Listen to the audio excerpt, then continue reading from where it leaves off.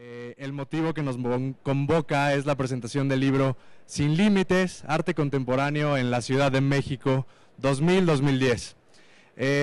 Voy a leer una semblanza de los panelistas que están hoy con nosotros. Empiezo con Daniel Montero Fayad. Nació en Bogotá, Colombia en 1980. Es doctor en Historia del Arte por la Universidad Nacional Autónoma de México. Ha desempeñado labores docentes en varias instituciones de educación superior, incluyendo la UNAM y la Universidad Nacional de Colombia. Además, es colaborador de diferentes proyectos de curaduría y promoción cultural. Sus textos, reseñas y críticas han sido publicados en revistas y catálogos de arte contemporáneo colombiano, mexicano y norteamericano. Su investigación actual se concentra en el arte en relación a la política y a la economía en un contexto de globalización y de neoliberalismo. En la actualidad es curador académico del Museo Universitario de Arte Contemporáneo MOAC en la Ciudad de México. Por su parte, Edgar Alejandro Hernández nació en la Ciudad de México en 1977. Es egresado de la carrera de Ciencias de la Comunicación de la Facultad de Ciencias Políticas y Sociales UNAM. Desde 1998 se desempeña como periodista cultural. Ha escrito en los periódicos El Universal, Reforma y Excelsior, y en la Agencia Alemana de Prensa. Realizó la cobertura de las bienales de Venecia, Sao Paulo y Sharjah, así como de la Trienal de Yokohama, el encuentro Insight Tijuana-San Diego y las ferias Arco Madrid y Art Basel. Se ha especializado en artes visuales y ha entrevistado a los principales artistas contemporáneos, nacionales y extranjeros. Ha dictado conferencias sobre periodismo y arte en el Centro Cultural de España en México, el 35 Festival Internacional Cervantino, la Fundación Colección Jumex, el Museo del Estanquillo y el Instituto de Artes Gráficas de Oaxaca. De 2010 a 2012, dirigió el Coloquio Hispanoamericano de Periodismo Cultural en el Zócalo de la Ciudad de México. Es fundador también de Promotora Cultural Cubo Blanco AC. Actualmente es editor de la sección cultural del periódico Excelsior. Y por último está con nosotros Inbal Miller, licenciada en Historia del Arte por el Centro de Cultura Casalam, curadora de la exposición Covarrubias y Bali, Museum Pacífica, Bali, Indonesia 2013. Co-curadora de la exposición Rutas Alternas Intersticios en Espacio México, Consulado General de México, Montreal, Canadá en el 2012. Fue editora del encarte mensual de actividades de la Secretaría de Cultura del Gobierno del Distrito Federal, que se publica en el periódico La Jornada. Trabajó asimismo en el estudio del artista contemporáneo Carlos A. Morales y llevó a cabo la investigación para el libro El último brindis de Don Porfirio en el año 2010, de Rafael Tovar y de Teresa. Colaboró en la exposición del Centenario de la Universidad Nacional Autónoma de México en el antiguo Colegio de San Ildefonso, México 2010, y es miembro fundador de Promotora Cultural Cubo Blanco AC. Pues les cedo la palabra. Bienvenidos. Pues muchas gracias a todos por acompañarnos. Antes de iniciar la discusión en torno al libro, me gustaría hacer la palabra a Daniel para que nos leyera un texto que preparó a propósito de la publicación de este libro, y yo creo que a partir de ahí podemos entre los tres entablar con un diálogo un poco más diverso. Bueno, primero que todo, muchas gracias a Edgar y a Inbal por la invitación a presentar su libro. Lo que yo voy a hacer en este momento es leer un texto muy corto que preparé, en efecto, un poco tratando de capturar algunos momentos importantes que yo noto en esta publicación. No es ningún tipo de reseña, por supuesto, y mucho menos tratar de abarcar todo lo que está en el libro. Precisamente es algo que pretende que ustedes de alguna manera tengan acceso al libro y pues lo puedan llegar a comprar, ¿no? Mi primera aproximación a este libro, digamos, fue un poco fortuita. Yo sabía que el libro se estaba haciendo en algún momento y siempre me llamó mucho la atención, precisamente por su carácter compilatorio. Mi investigación, que he desarrollado últimamente tiene que ver con arte mexicano contemporáneo y desafortunadamente no hay mucha información. Este libro de alguna manera viene como a completar un vacío de información que siempre se presenta y desde mi mirada un poco desde la investigación es importante, ¿no? Voy a leer un texto que se llama Recuerdos, que está dividido en 3 partes y voy a comenzar. Recuerdos. Primero, un recuerdo propio.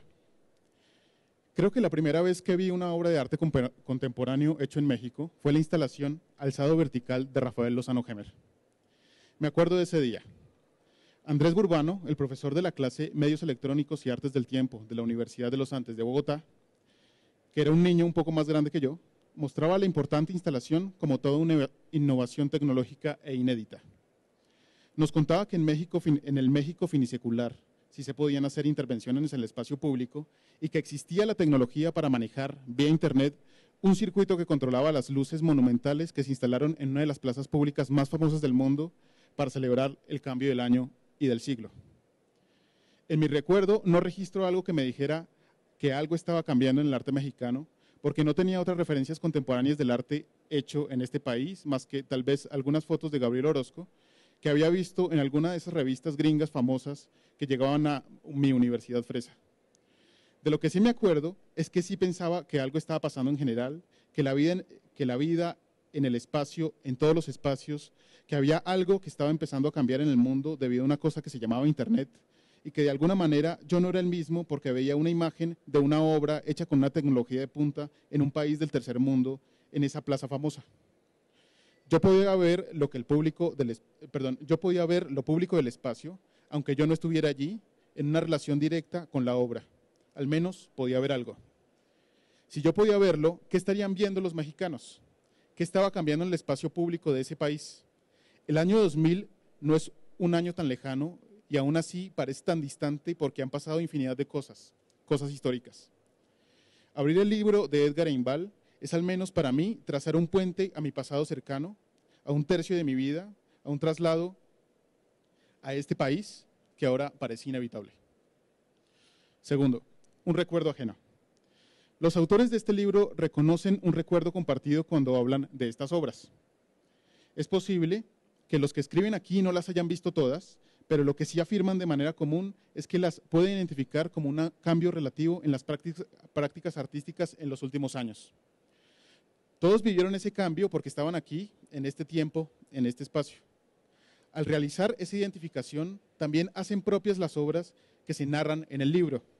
Las obras también son ellos porque son ellos las que las vieron, los que los compilaron. El recuerdo compartido del libro también puede ser el recuerdo de muchos. En su calidad de público, tal vez muchas personas, muchos de ustedes y de nosotros pudimos ver algunas de estas obras en particular. Yo tal vez me involucré solo con algunas de las que se encuentran al final porque llegué al país a mediados de la década. Justo. En ese sentido, algunas de las obras que aparecen acá son un recuerdo ajeno. Ahí radica precisamente el valor del libro, del tener acceso a las prácticas, a los sucesos y a los momentos. Todas las obras que se presentan acá fueron un momento. Este libro es la posibilidad de su duración en otro ámbito. Tercero, un recuerdo como un puente. Me gustaría comenzar haciendo una autopublicidad. El libro que acabo de publicar, también por RM con la Fundación Jumex, llamado El Cubo de Rubik, Arte Mexicano en los años 90, tiene por protagonista una pieza de arte público del 91-93 llamada Obelisco Roto para Mercados Ambulantes de Eduardo Aroa. Esa obra, desde mi punto de vista, genera un puenteo fundamental para poder entender el libro que hoy nos convoca. Por supuesto que mi autopublicidad no es para que compren mi libro, sino para que compren este. La razón tiene que ver con las afirmaciones que sostiene Cuauhtémoc Medina dentro de este libro. Es en las resonancias del arte de los años 90, es decir, en el arte del arte producido después del año 2000, en donde se encuentran de manera significativa algún tipo de historicidad y narración del arte reciente del país. Para mí, el Obelisco Roto para Mercados Ambulantes de Eduardo Aroa, realizado en la década de los años 90, establecía una relación compleja con su contexto de producción, con las políticas y economías de ese momento. Este libro puede ser entendido como un mapeo singular, un trayecto por una serie de prácticas que también ponen en cuestión su contexto de producción desde lo público y desde lo privado, para cuestionar en el pasado reciente cómo es que esas concepciones han cambiado recientemente. Decía que en términos históricos muchas cosas han pasado en los últimos 14 años. Este libro genera un trazo, un mapeo histórico. Como muchas personas que conocen este libro han dicho, y yo coincido, en que este volumen es importante. Muchas gracias.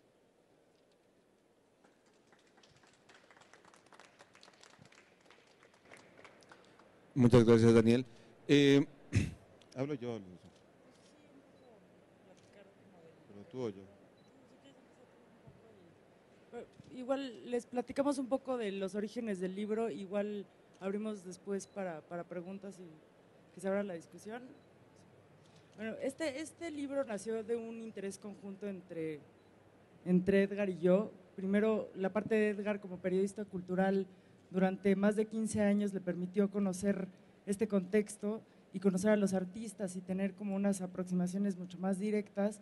Y por otra parte estaba mi investigación como historiadora del arte de la transgresión al Museo Galería en específico. Entonces, un poco se empezó a ampliar la investigación, se fijaron como 4 temas bueno, criterios de selección, ¿no? Para incluir las piezas que van a ver aquí, que son: 1, que sucediera en la Ciudad de México, que sucediera entre el 2000 y 2010, que transgrediera el cubo blanco o que sucediera en el espacio público. Bueno, este libro creo que fue un hallazgo para nosotros mismos, porque realmente cuando empezamos a hacer la investigación no teníamos tan claro todo lo que implicaba, ¿no? O sea, realmente era en un inicio tratar de revisar mi propio archivo, es decir, todas aquellas obras de las cuales yo había escrito y que, digamos, se vinculaban por esta, digamos, transgresión del museo o por esta, digamos, necesidad que había del espacio público, pero bueno, al realizar la investigación se fue desbordando. Recuerdo muy bien que cuando presupuestamos el libro para, digamos, conseguir el financiamiento y tal, pues nosotros pensábamos en un libro de no más de 200 páginas, o sea, realmente no habíamos como entendido la complejidad y la diversidad de obras que, digamos, frente a las cuales nos estábamos nosotros enfrentando, y al final creo que lo interesante fue que pues, el libro se nos desbordó, y creo que se nos desbordó por muchas razones, porque obviamente al momento en que empezamos ya a conseguir, digamos, la documentación de cada una de las obras, algo que ocurría de forma común era que todos los artistas no solo nos referían otras obras que ellos habían hecho, digamos, bajo estos mismos criterios, sino la obra de más artistas, ¿no? Entonces, eso nos obligaba, digamos, a revisar los archivos de otros creadores, regresar a la hemeroteca, buscar en los archivos de las galerías, ir a ver a Mónica, hubo como muchos momentos, y creo que eso también quedó muy claro al momento de que pedimos a los colaboradores que hicieran los textos para el libro, porque igual pasaba exactamente lo mismo, ¿no? Les mostrábamos el archivo que habíamos reunido y seguían saliendo más artistas, ¿no? Entonces sí se volvió de pronto un trabajo que era muy agobiante, porque sentíamos que nunca lo íbamos a acabar. O sea, de hecho hasta casi ya en la última etapa del libro, cuando ya se habían hecho correcciones de estilo, ya se habían mandado a hacer las traducciones, ya se había hecho algunas pruebas de color, seguían apareciendo obras, ¿no? Entonces, de verdad creo que lo interesante del libro es esa posibilidad que tuvo de desbordarse y de mostrarnos, digamos, una fotografía lo más amplia que pudimos digamos, de este mapa, como este atlas, ¿no?, de maravillas, como lo llama Guillermo Santamarina. Entonces, por un lado creo que es muy importante recalcar que nunca tuvimos una intención canónica de decir lo que está en este libro es la verdad absoluta, o aquí se cerró, digamos, la investigación de este periodo.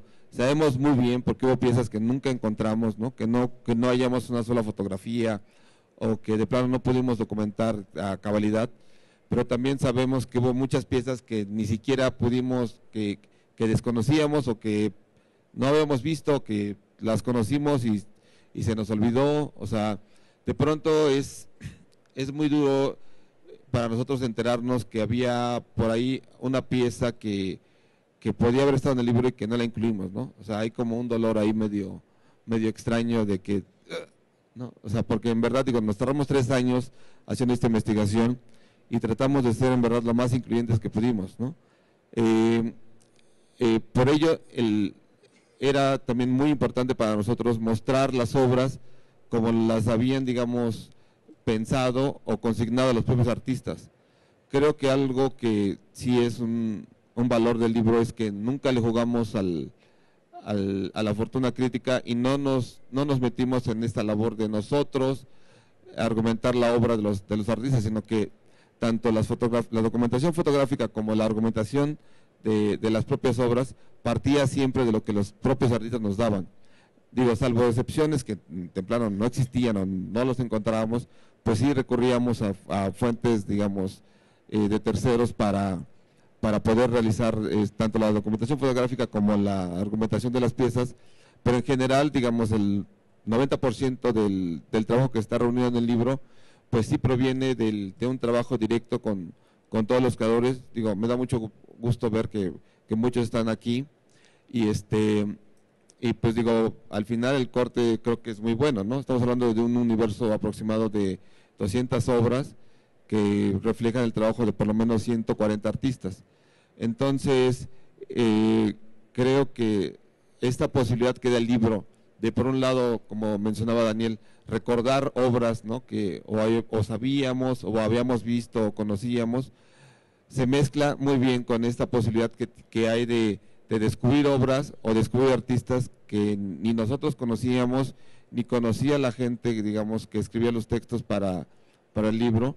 Entonces creo que esa doble vía que ofrece el libro para mí es muy atractiva, porque me he dado cuenta, por ejemplo, que siempre que lo muestro, la gente de forma casi el 90% lo ve de principio a fin.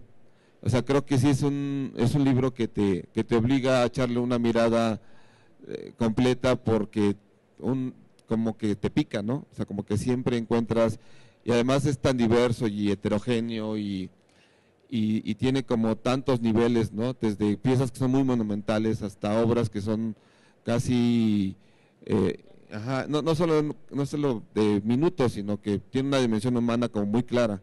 Entonces, pues digo, la verdad estamos muy contentos de finalmente poderlo presentar con muchos libros aquí. Ya hemos hecho una presentación en Soma, pero bueno, vale la pena retomar la publicación, porque creo que al final pues es un libro que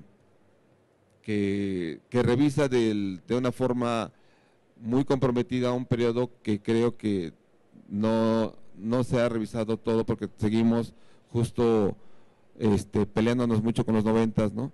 Que también, obviamente, por eso invitamos a Daniel, ¿no? Porque yo leí su libro y me llamaba mucho la atención esos puentes, ¿no?, que se tocan entre su investigación, que es mucho más académica y mucho más densa, con este libro que digamos que trata de hacer más bien un mapeo y dejarlo lo más abierto que podíamos.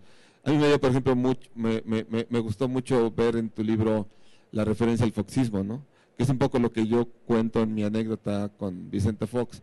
O sea, esta incapacidad que tuvo el régimen panista de realmente generar un diálogo abierto y real con todos estos creadores que ya, digamos, tenían una fortuna crítica mucho más consolidada y que en su momento pues no se entendió, y pues creo que hasta la fecha se sigue sin entender muy bien. Me da mucho gusto que esté aquí Patsy, que fue muy importante para nosotros, como también lo cuento en el libro, ¿no? O sea, yo creo que si algo me marcó, digamos, para poder hacer este tipo de investigaciones, fueron las discusiones que tuve con todos ellos, ¿no? O sea, la selección de los autores que acompañan el libro, o sea, no es casual. O sea, y más allá de buscar como una legitimación, lo que buscábamos era dejar muy claro una cuestión genealógica. O sea, los 3 autores que acompañan el libro son gente que desde hace muchos años pues he tenido una convivencia muy fluida con ellos, ¿no? Me he peleado muchas veces, ¿no? Muchas veces me han, igual contigo no tanto, pero con Cuauhtémoc, con Guillermo sí, muchísimo. Entonces, para mí era muy importante dejarlo muy claro, y también por ello es mi primera referencia en el texto que escribo es a Olivier Debran, ¿no? Que sin duda fue para mí la primer puerta, digamos, para realmente dedicarme a esto de forma un poco más intensa, ¿no? De lo que podría implicar un trabajo como periodista cultural. Y no sé, digo. Yo creo que abrimos un poco, ¿no? Yo voy a hacer algo que no se debería hacer en una mesa de presentación del libro, y es disentir con el autor. En referencia un poco a la noción de canon que se está manejando en el libro, yo creo que en efecto este libro sí puede llegar a generar algún tipo de canon, pero no en un sentido, digamos, ortodoxo, de poder, digamos, generar algún tipo de hegemonía autoritaria sobre algún otro tipo de narración. Pero yo sí creo que este tipo de libros generan un tipo de historicidad que es importante, ¿no? Y en ese sentido el canon es importante porque abre, digamos, una posibilidad narrativa que antes no existía, ¿no? Y en ese sentido, las primeras cosas que aparecen sobre algo en términos históricos sí se vuelven de alguna manera una referencia canónica. Pero eso no es un problema en el fondo, ¿sí? De hecho, eso tiene que ocurrir para que otro tipo de narraciones periféricas, otro tipo de narraciones intersticiales aparezcan en efecto, ¿no?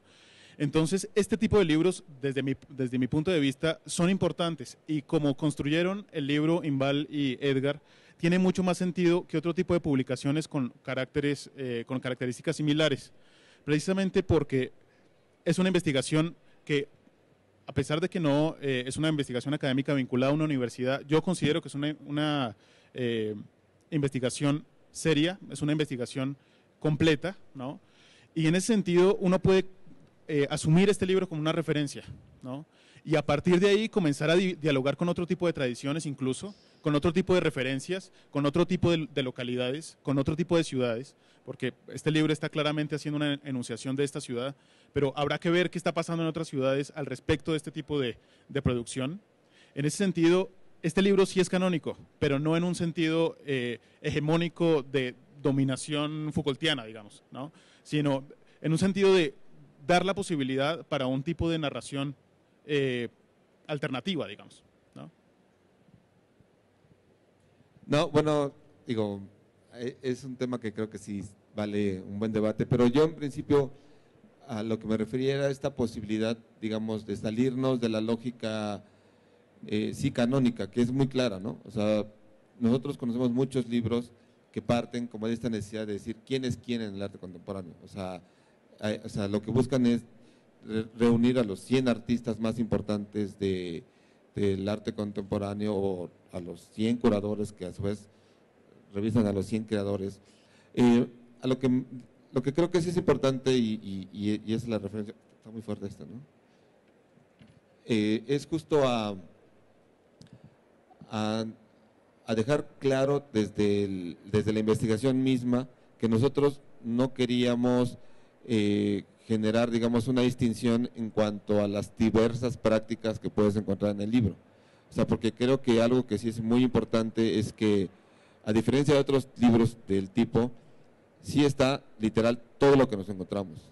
O sea, no hubo, o sea, nosotros tenemos, digamos, gustos estéticos que pueden ser como muy claros o muy definibles, incluso se puede leer en el libro, ¿no? A partir del diseño, de otras cosas, pero algo que para nosotros era fundamental era justo no digamos, cerrarle el paso a obras que desde nuestra mirada, digamos, o nuestros gustos estéticos no nos interesaran, ¿no? Hay muchas piezas que están en el libro y que no nos gustan, ¿no? De hecho, las pudimos odiar por muchas razones, ¿no? Porque no solo no nos gustaban, sino que se volvían muy complicadas, la relación con los artistas se volvía, no sé, o sea, hay muchos niveles que digo que en el libro nos deben, porque nos tienen que ver, pero sí creíamos que era importante meter a todo lo que nos encontráramos, y literal lo hicimos.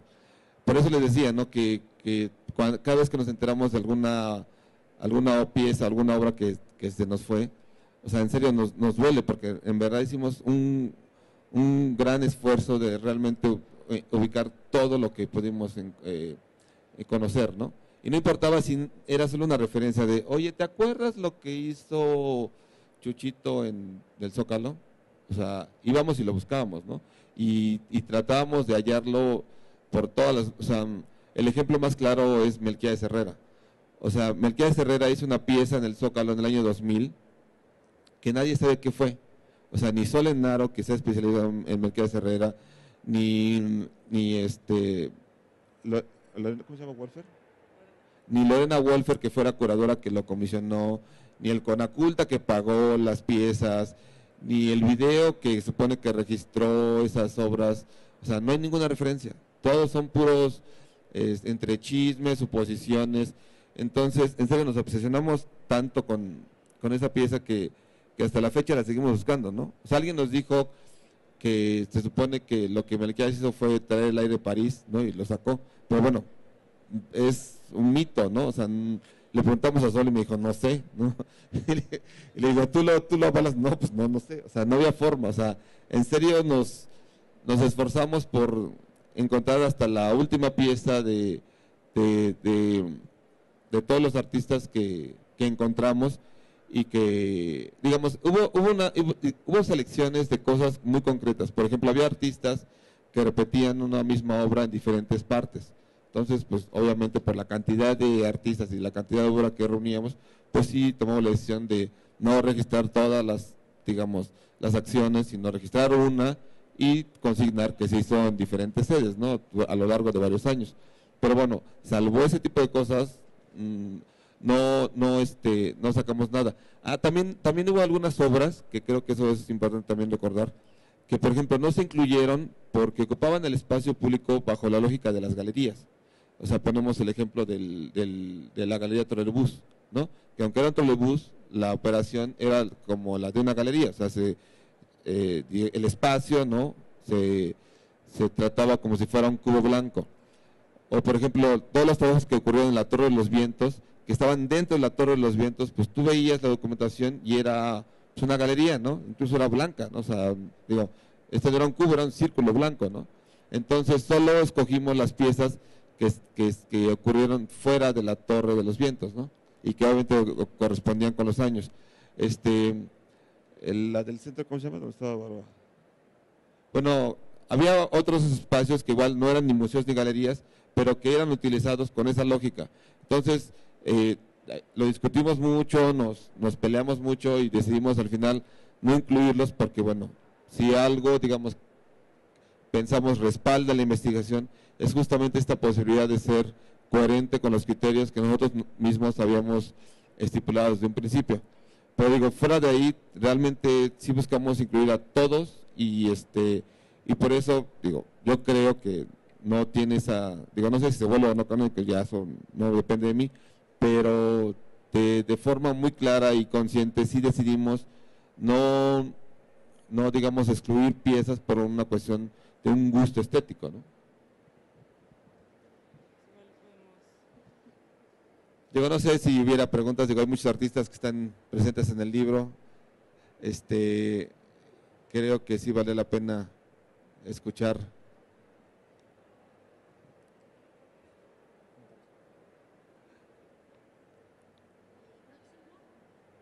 Es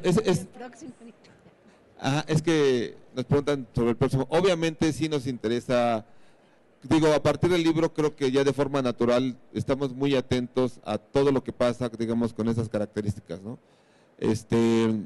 Digo, pero pues faltan todavía muchos años para que termine la década y pero vamos, sí estamos al pendiente. De hecho, siempre que vemos algo que medio nos suena que va por ahí, lo seguimos registrando o por lo menos le hablamos al artista para decirle, oye, por favor, toma buenas fotos. O sea, también otra cosa importante es que muchos artistas tenían como este rigor de registrar sus obras, como tienes un gran archivo, Roberto también, César también que está por ahí, pero habían muchos que pues, no tenían y que también, o sea, pensar que no se pensaban que estaban incidiendo en la historia, ¿no? Que también es importante. Entonces, justo pues no había como la necesidad de registrar y para nosotros fue pues una labor complejísima, porque aparte pensar que el 2000, justo lo que decía Daniel, ¿no? Que se siente tan cercano, pero en realidad no lo es. Entonces, no había como esta posibilidad de registro real, porque pues, no tenían todos celulares con cámaras.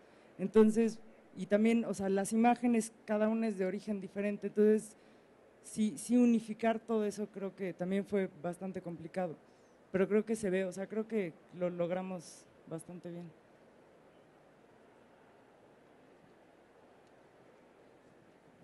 Bueno, ahora que ya tuvieron la experiencia como de entrevistar a tantos artistas y bueno, estamos ahora en una feria de arte que es justo como la cuestión opuesta, ¿no? Que es como esta producción que va hacia un mercado, como a la galería, como a una cuestión muy especializada, pero también que va hacia justo a una lógica de mercado, ¿no? Porque podemos ver que a lo mejor hay cierto tipo de obras que van más para la crítica, otras que van más para el mercado. Este tipo de piezas, pues que totalmente se escapan como de esas estructuras.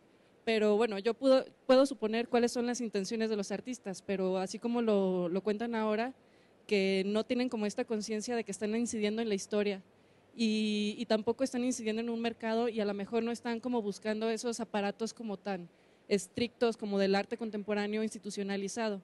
Entonces, ahora que ya han hecho toda esta investigación y que tienen como más o menos conciencia de este panorama, ¿cuál es como esa motivación que a lo mejor ustedes pudieron haber detectado en este tipo de producciones o cuál es como la motivación de los artistas para hacerlo?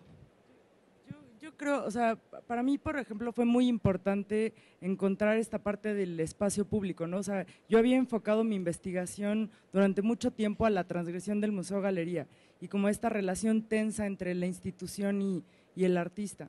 Entonces, también entender como esta otra parte del interés por el espacio público, que muchas veces tiene como esta idea todavía situacionista, ¿no? De generar como historias propias sobre la ciudad, ¿no? Como un poco desmantelando el espectáculo que ofrece el poder, es un poco generar nuevas historias. Creo que muchos tienen que ver con eso, ¿no? Como generar sus propias historias, generar mapas, o sea, sobre la ciudad y también sobre, pues un poco casi, o sea, extender los límites del poder, ¿no? De las instituciones, o sea, un poco como sí generar esta discusión con la institución, creo.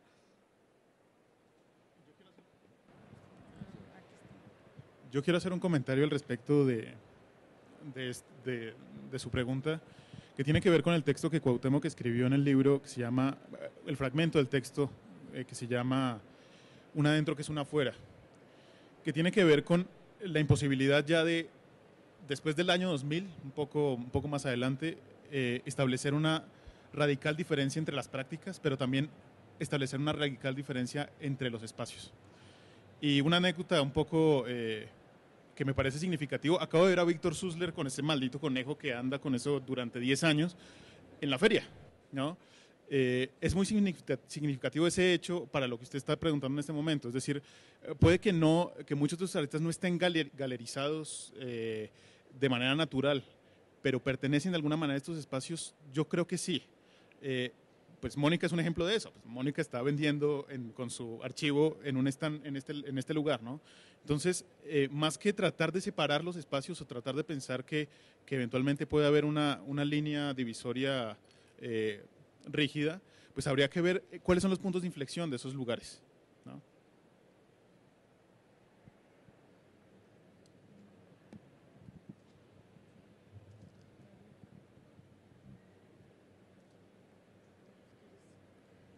Digo, nada más un poco, igual ya para más o menos cerrar la discusión, creo que sí es importante decir que el libro revisa una época que sí es muy cercana, pero en serio, ya pasaron muchos años y fue muy complicado revisar los años 2000.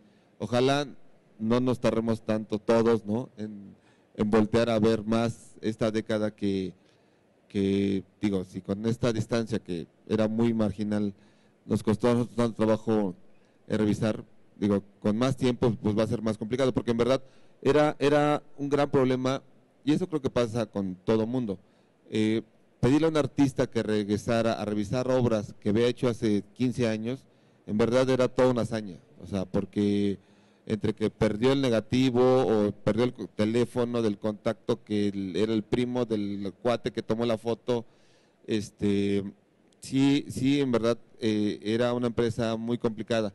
Y al final creo que eso fue lo que más demoró la investigación como tal, ¿no? Esta posibilidad de escarbar en la memoria de cada uno de los autores y pedirles, digamos que, digo, hay gente que sí era increíble, ¿no? Que literal era una llamada telefónica, oye, necesito tal cosa, sí, y al otro día la tenías, ¿no? Era impresionante, ¿no? O ya la tenían en línea y nada más era cosa de que te dieran el password y te bajaban las fotos y los textos ya estaban, o sea, digo, ahí creo que esta investigación también tiene esa posibilidad, ¿no? De ver todos, digamos, estos niveles de documentación que existen digamos, dentro de la escena local, que sí es totalmente pues, heterogénea, ¿no? Porque sí hay, digo, habrá muchas piezas que solo hay una foto, ¿no? O sea, y ni siquiera puede ser la foto literal de la documentación, sino era la foto que refería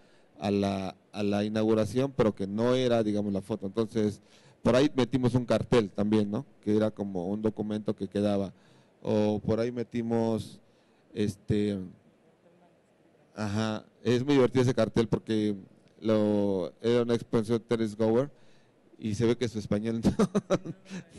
Entonces es una belleza porque la cantidad de errores ortográficos es increíble.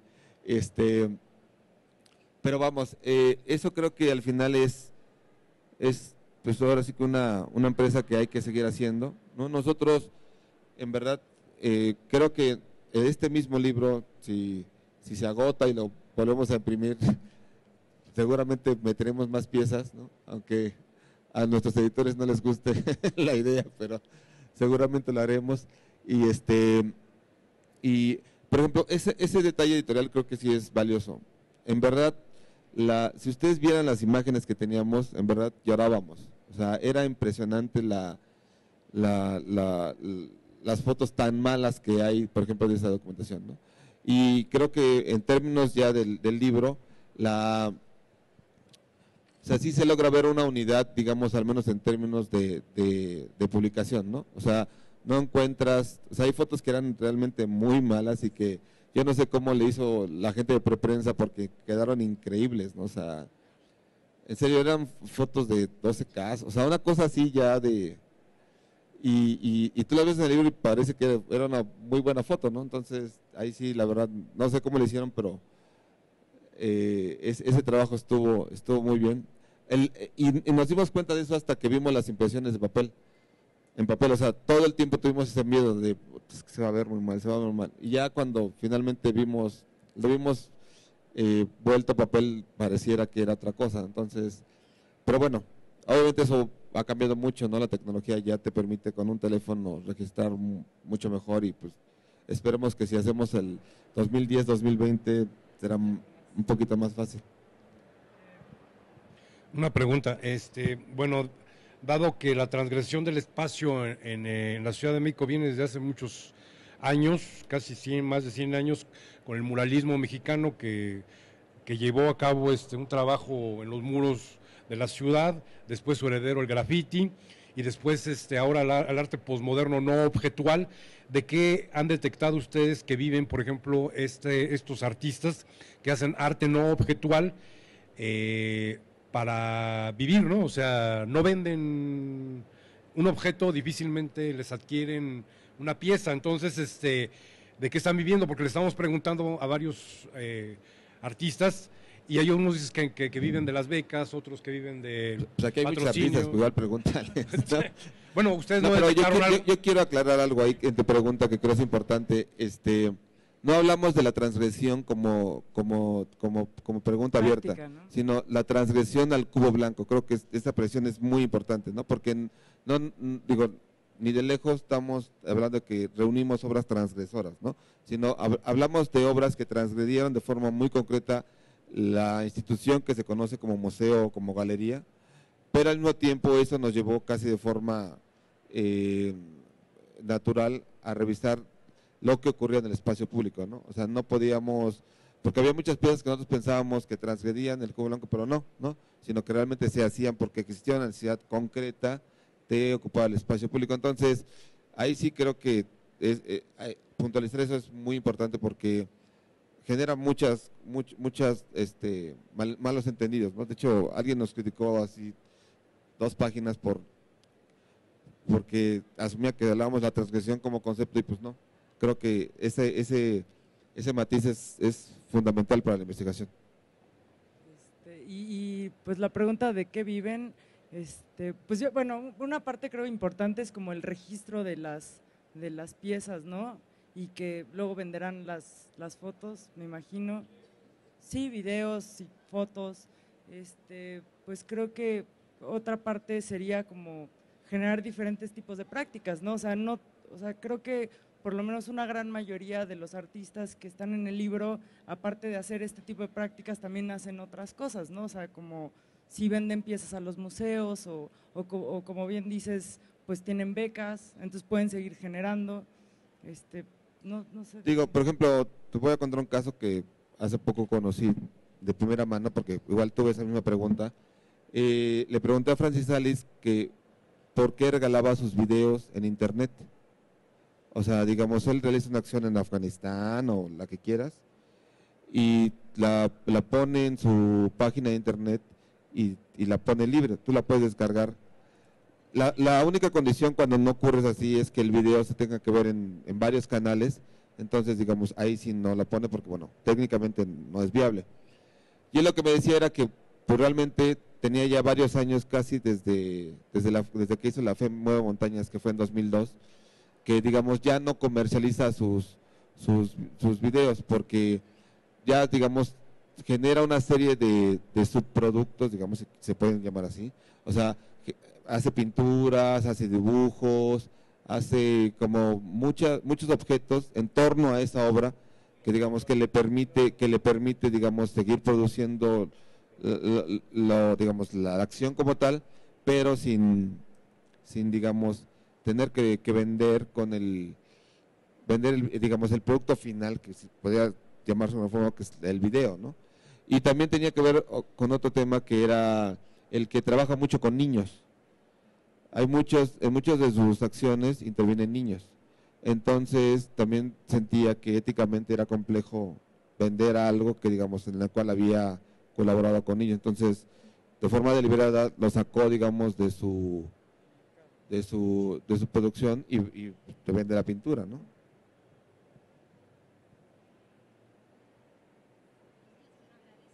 Porque, bueno, no sé si oye, pero agradecerles porque yo sé que es seguramente un esfuerzo heroico, que ha de haber sido un montonal de trabajo, que hacía muchísima falta, que ojalá no se vuelva canónico porque no haya otros y nada más sea único. Y esta cosa que dicen de haber aceptado de manera amplia y generosa hasta lo que no les gustaba a ustedes, porque creo que esa es la base de que otras personas puedan estudiarlo, sacar sus propias conclusiones, y no es muy común, entonces se los agradezco muchísimo y muchas gracias que nos incluyeron, de veras.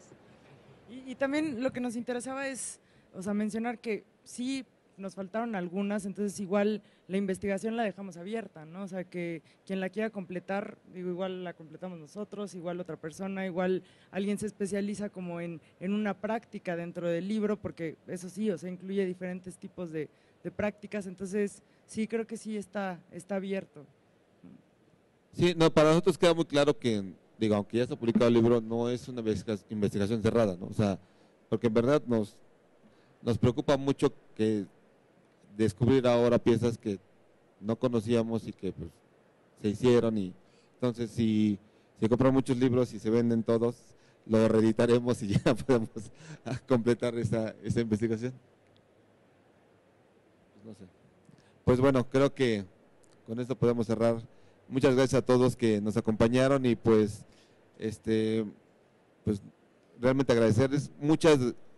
Este libro no hubiera sido posible sin la generosidad de todos los artistas que de forma muy libre y muy abierta nos abrieron sus archivos, nos abrieron sus estudios, sus casas, su memoria para poder trabajar este libro, y pues todo lo que ven aquí es un trabajo colectivo y pues estamos muy contentos por ello. Gracias.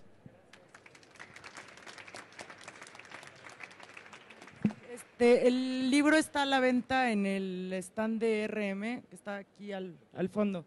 Entonces ahí lo pueden encontrar.